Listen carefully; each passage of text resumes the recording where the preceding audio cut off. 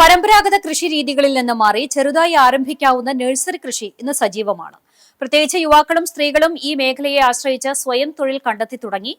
കുന്നുകുളം മേഖലയിലും നഴ്സറി കൃഷി വിപണി കീഴടക്കുകയാണ്.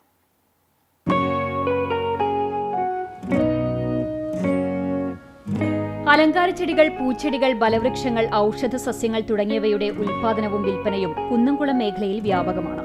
വീടുകളിൽ ചെറുതായി ഗാർഡൻ ഒരുക്കാനുള്ള ആളുകളുടെ താൽപര്യം വർദ്ധിച്ചതും ഈ മേഖലയുടെ വളർച്ചയുടെ പ്രധാന കാരണങ്ങളിലൊന്നാണ്. കൂടാതെ നഗരപ്രദേശങ്ങളിലേക്കുള്ള ആവശ്യവും കുന്നംകുളം നഴ്സറികൾക്ക് വിപണിയിലെ സാധ്യത ഇരട്ടിയാക്കി. കൃഷിയിൽ മുൻപരിചയമില്ലാത്തവർക്കും എളുപ്പത്തിൽ ആരംഭിക്കാനാവുന്ന തൊഴിൽ മേഖലയാണ് നഴ്സറി കൃഷി. കുറഞ്ഞ സ്ഥലവും കുറഞ്ഞ നിക്ഷേപവും കൊണ്ട് തുടങ്ങാനാകുന്നതാണ് പ്രധാന ആകർഷണം. ചിലർ ഓൺലൈൻ പ്ലാറ്റ്ഫോമുകൾ വഴിയും ചെടികൾ വിപണനം ചെയ്യുന്നുണ്ട്.